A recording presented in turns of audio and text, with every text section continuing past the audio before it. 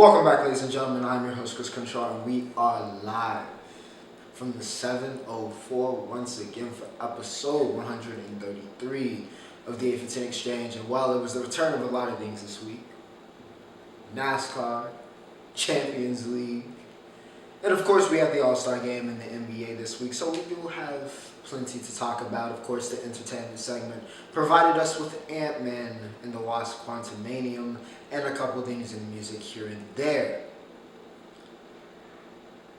And as always, remember to like, share, and subscribe if you guys are enjoying the content. The love has been crazy the past 2 weeks, so appreciate that. And as always, and as I always say, with everything you're looking for can be found in the description. So whether you're looking for my social media links, you want to keep up with my life, or you're looking for timestamps and you just want to skip ahead to whatever segment you're looking forward to, feel free to do that. Those are provided in the description. But without further ado, ladies and gentlemen, no need to elongate this intro. Champions League, all right? We're back to it, so that means Champions League is kicking us off, all right? Soccer is kicking us off. It's really more soccer because we're also talking about the Europa League and some of the stuff that happened on the weekend. But nonetheless, let's get it going. Champions League returns, round of 16. Milan taking on Tottenham with the first day of the first match day. Milan gets the win. Early on, Brahim Diaz with an incredible diving header in what was a very chaotic situation. But you know what? An opportunistic play. Brahim has been very good for Milan. I wouldn't be surprised if they take him from Real Madrid on a permanent this coming summer. Would not surprise me at all. But Milan gets a big win against Tottenham. We'll see what happens with Spurs. They regained some of their form on the weekend, and they've been playing a little bit better these past couple weeks besides this loss to Milan. Of course, the 1-0 it's not the end of the world, obviously. Of course, you got your second match day. Anything can happen in Champions League. But big win for Milan, big win to kind of get that advantage. They played decently, they played solidly. And of course, Brahim Diaz getting that first opening goal, huge in terms of building momentum. The other game that day was the big one, all right? Bayern versus PSG. And, of course, we didn't know.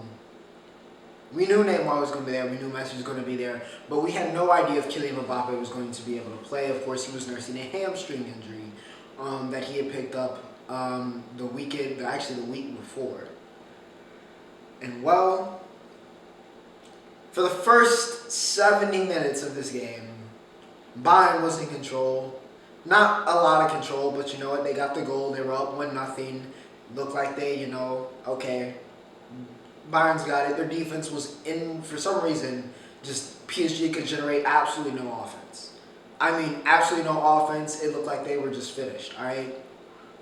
They were about to lose 3 straight for the first time in, I don't know, almost a decade. It was not looking good for PSG, all right? It was down horrendous. Messi was having a disaster class. Neymar was having a disaster class. The midfield was getting picked apart. But then, it's like they put the bat signal or whatever Kylian Mbappe's, logo. They put that in the sky in Paris. And suddenly the hero, the Prince of Paris, the best player on the planet, arrived. And oh, did he arrive. Unfortunately, both of his goals got called back for offsides. One not his fault. One you could call, sure. He got caught lacking. But he made an instant impact and flipped the game on its head.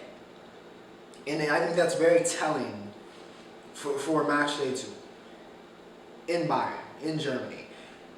If Mbappe plays that whole game, it's just a different PSG. PSG without him it's not the same. And it's what I've been saying for the past, 2 years at this point now. He is the most important player on that team. He's the best player on that team.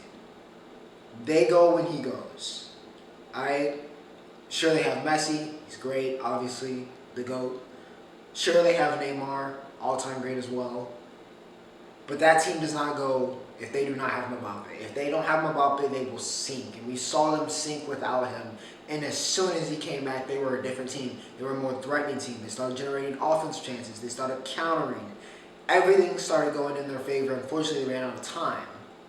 But in match day 2, if he's fully fit and he plays that full game, there's no telling. And we've seen how dangerous Mbappe has been over the past year in terms of clutch situations, so nothing else really needs to be said about that. But Bayern is able to get the win. They get the advantage going back home. We got to say, even with Mbappe back, they got to be the favorites, but we will see if Nagelsmann can, get his squad together and they can close it out.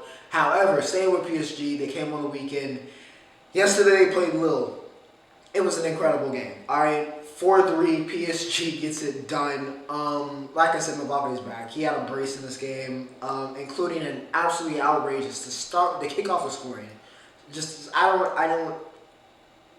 Doesn't make any sense. It was a 1v6 situation. He had two defenders on him. He nutmegs one of them and just pushes through both of them. It was ridiculous. Then he sneaks it past the goalkeeper. I mean, it was just absolutely disgusting. He's the best player on the planet. Neymar scored, but then he got injured, which is big news, of course. Now, them probably going to be without Neymar for that Bayern game makes that a little bit harder. However, 95th minute, we're in stoppage time. Messi gets a free kick, and you know what? Messi has a little bit of magic left, it appears. He gets the game-winning free kick. It was just, again, an incredible game. 95th minute, Messi with the game winner. Mbappe with the brace, a dominant game for him. PSG finally gets a win for the first time in a little bit. Breaks their losing streak. We'll see if they can get it done against Bayern upcoming. But, yeah, a little bit taken back, and, you know, good news for PSG with Mbappe being back. Now, back to Champions League. Dortmund takes out Chelsea 1-0. Graham Potter is an unserious manager, is what I have to say about that. Dortmund's in great form. Karim Adeyemi, also in great form. One of the great young attackers currently in the world. He scored in this game, pretty much running across the entire field before scoring, by the way. Oh, but yeah, Graham Potter is finished. I do not know. Chelsea's like 10th in the Prem. They lost to Southampton, who's 20th. I don't know why he is still manager. He has a less than 30% win percentage in the Prem. It's just, Chelsea's unserious, man. Unserious. Benfica takes out Club Brugge, 2-0, to end off the Champions League for the week. Benfica, always a dangerous team. Heaps of young talent. They just know what they're doing in Portugal, man. There's nothing else that really needs to be said about that. They take the 2-0 advantage going into leg 2. A little bit of Europa League here. We got Man U taking on Barcelona, so I have to cover it. However, even though this is a very exciting game, Rashford scored, ended up in a draw, Rafinha got on the board. Pedri got injured. And this is a reoccurring, not him getting injured, but he plays the most minutes. He's so young and he plays the most minutes. He is the engine for that Barcelona team, which is a testament to, once again, his talent, you know, being that young and being so important to that team. But it also ends up with them running him into the ground. And that's the danger right now that Barcelona find themselves in. Pedri, he's the franchise player, as we call it over here in the States. He's the guy, right? And they play him like he is the guy. But you don't want to run down your young star. You don't want to burn him out. And then, you know, burn his body to the point where you lose some of that prime and see him at his peak of his powers that you could have, and I'm sure you're probably planning to have him at, because he's forced into an early retirement because he has so much mileage on him.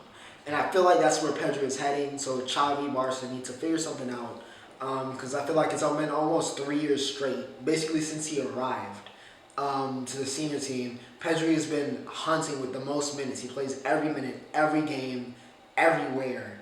And they need to take action in terms of protecting your young superstar's health. So we'll see what happens. They're gonna miss him for that second leg. Of course, Man U is on fire.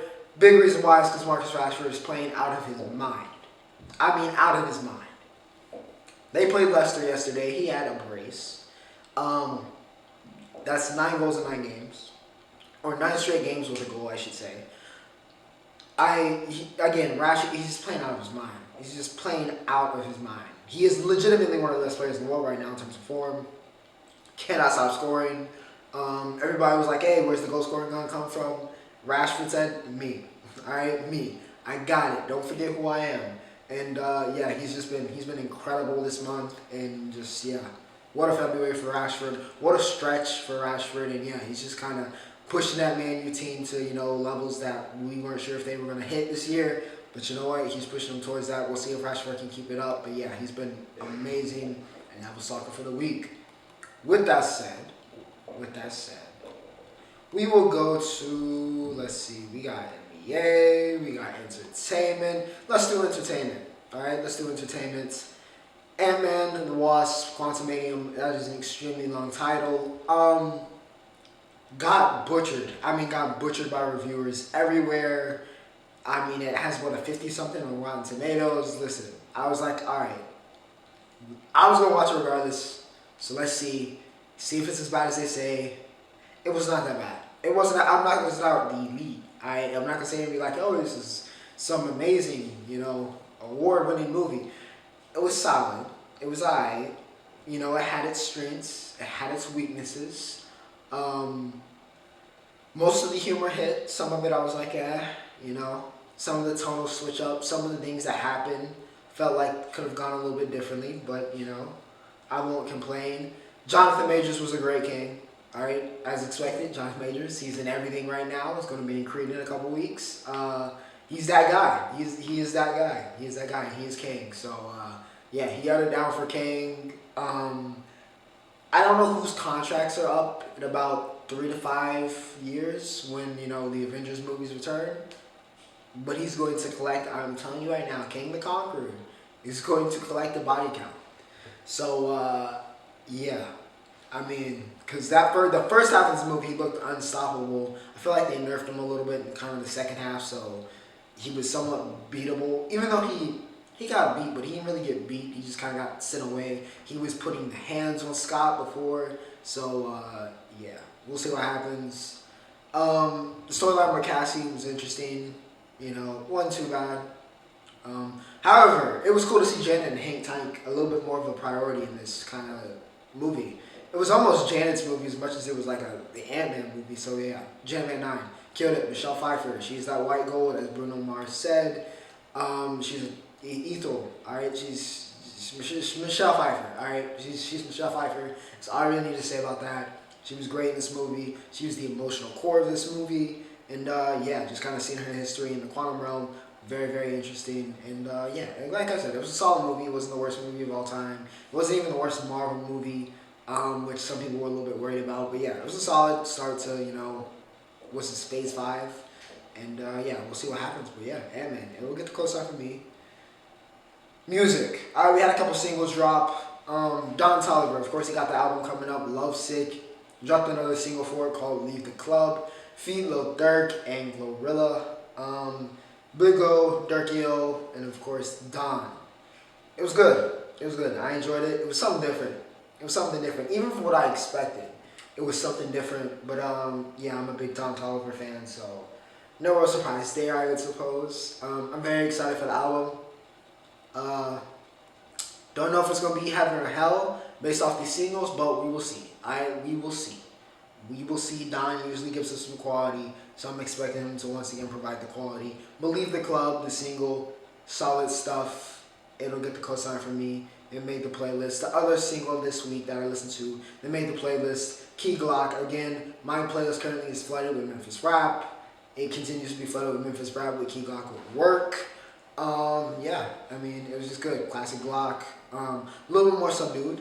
A little bit more subdued in the beat, which, again, a nice little switch around. Not everything has to be, But, still liked it, still enjoyed it, still got the cosign. That was entertainment for the week. NBA, alright, and this fall start there. Okay, so this is the main event. Alright, once again, I've been supplying the mini episodes. I hope you guys are enjoying. The more condensed episodes, the more focused on certain topics. So y'all can let me know if y'all are enjoying those, but I feel like that's a little bit better. Even, though I still provide timestamps and it's still, 20, 30 minutes. It's a little bit better than, an hour long, 50 minutes long. Probably a little bit easier to, condense in one kind of sitting. But nonetheless, NBA, like I said, All-Star Weekend, y'all know how that goes. It can be great, it can be bad, it's always usually exciting if something crazy happens, but, it can be hit or miss. I feel like overall the weekend was a hit. The celeb game, DK went crazy. DK went crazy. Almost messed around and got a 10-day, honestly, because he was dunking everything in that game. And honestly, it was overall just a good celeb game. Very entertaining, back and forth. The Miz hit a half court, nearly tied the game to send it to overtime. They honestly should have let it count, even though it didn't count because he didn't get it off in time.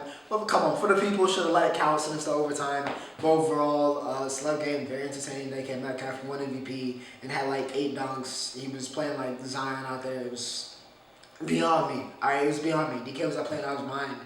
3-point contest, Damian Lillard won.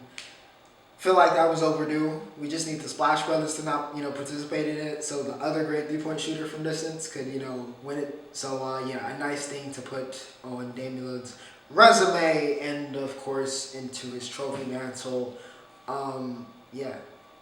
Pay Dame his respects. He also ended the All-Star game and got the game winner for the team he got selected that I'm about to talk about very, very soon. But credit where credit is due. Shout out to Dame. He wins the 3-point contest. Mac McClung.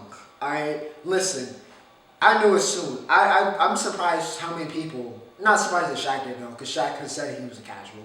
But I'm surprised how many people forgot. I guess maybe y'all forgot. Alright? Because there was no surprise in Mac McClung winning the dunk contest to me. It was absolutely no surprise. As soon as I saw he was in there, I was like, yeah, Mac will probably win. As long as he's got the creativity, he'll probably win. He broke out a 540. He did a reverse, a 360 reverse or something like that. Listen, it was just absolutely insane. Jumped over people. Mac probably should have had all 50s if we're being honest. It was a dazzling display, one of the best dunk contest performances probably of all time, certainly the past couple of years, at least, since AG and Levine went at it in the greatest dunk contest of all time. But yeah, Mac put on a show. No surprise. No surprise. He's been doing this since high school. Literally.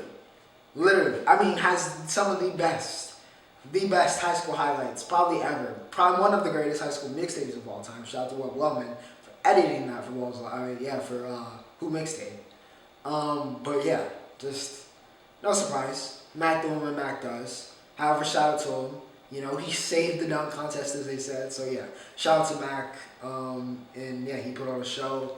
The actual All-Star game was god-awful, apparently. Now, listen, I was busy kicking a soccer ball around the field, so I missed most of it, except for that last bit, but apparently it sucked, alright? Giannis could play only one play because he's injured. Bron jumped too high and finger got caught on the rim, so he had to miss the rest of the game. But Giannis finally got a win. So, for the first time in All-Star game history, Bron has lost as captain. He was 5-0 going into this game. Giannis finally won after years of picking a horrific roster, and it looked like it was going to happen again. But Jason Tatum decided to break the All-Star game record after hearing that Kobe Bryant's namesake was going to be on the MVP award. So yeah, JT dropped 55, Spider dropped 40. For Bron's team, Embiid dropped 32, Kyrie had 32 and 15, JB had 35 and 14. But Tatum went absolutely insane. Then again, not too much defense was being played in this game, if I'm being completely honest. Jaylen Brown, I think, described it as glorified layup lines. So that should tell you about the intensity of the All-Star game this year. But overall, a good All-Star weekend. The stuff preceding the actual All-Star game was very good. It was entertaining. I think a lot of people enjoyed it. However, the actual All-Star game doesn't seem like it was too well received. A lot of people wondering, what do we need to do different? And that's never good because that's usually stuff that's, separated for, the NFL as they're asking, what do we do with the Pro Bowl? So to hear that about the NBA All-Star game is a little bit concerning, especially at that. The format, worked brilliantly the first week, but now it's like, the first time we did it 2 years ago, but now it's like, so, we'll see what happens. But NBA All-Star Week, overall, a lot of fun. Shout out to Mac McClung once again for, putting on a show, putting on. With that said, ladies and gentlemen, we have reached the Roundup. NASCAR is back. Like I said, the Great American Sports at the Great American Race. Daytona 500. Well, that needs no hype. That needs no intro. It's the Daytona 500. Even casuals watch the Daytona 500. And of course, as it always is at a restrictor place race, and of course at Daytona, it was chaos, especially at the end. It was chaos. From the jump, really. First crash of the day took out half of the contenders you would think about. People like Chase Elliott, Bubba Wallace, who was great at restrictor plate races. He got knocked out. Ryan Blaney crashed. Listen, it was a bloodbath. And then, we had a little bit of a lull. A lot of the racing. RFK had a fantastic day. Couldn't finish it off with the win, but Buescher and Keselowski controlled this race once they got together. And honestly, if they hadn't been separated, because they had to go in for fuel, probably would have won this race. But of course, once we get into the last 10 laps of Daytona, you know how this goes. People are going to get to wrecking, and that is what happened. And at that point, it becomes a who's going to take advantage of the opportunities and put themselves in a position to win this race. Ricky Stenhouse Jr. was the man that was going to put himself in a position to win the Daytona 500, and that is exactly what happened. He made a very decisive move, split to the left, got ahead, and as the final crash in the overtime of the second overtime of the Daytona 500, making it the longest Daytona 500 of all time, he barely got ahead as the caution yellow blew and therefore won the race. So yeah, congrats to Ricky, his first win in 5 years since 2018 or 2017. An exciting start to the year, another unexpected Daytona winner. Tends to go like that. We'll be in Sonoma next week, and of course we'll talk about that. But it's good to have racing back. It's good to have NASCAR back. Once again, congratulations to Stenhouse. Shout out to RFK, though. I mean, they again, probably disappointed they didn't get the win, but you know what? They fought hard. Pastrana finished the race, by the way, and led a lap. So shout out to Travis Pastrana for doing solid. Doing a lot better than a lot of people thought he would do. So yeah, shout out to Trav. Did a great job there. XFL is back. I don't have any actual statistics or scores. I know Josh Gordon scored. But the XFL is back. We'll cover a little bit more of that as we go. But, football, gone for a week, back again. We'll see what happens. I really want the XFL to succeed, honestly. It was very exciting the first time around. I think it was really well done. Some of the rules they have are very innovative, and I think are good for the sport, even. And of course, it's just cool for, those other football players, the free agents, and, some of those guys trying to make the league to have another alternative. And, yeah. I hope the XFL sticks around. Seen a lot of support for it, a lot of positive reactions. So yeah, hopefully they get the attendance, they get the viewership numbers, and that can help push the XFL to keep it going. Because it'd be fun to have them stick around. I know the USFL is there, but the XFL's just got that little bit of edge. It's got a little bit of edge. And to end off today, UFC Fight Night: Jess Andrade versus Aaron Blanchard.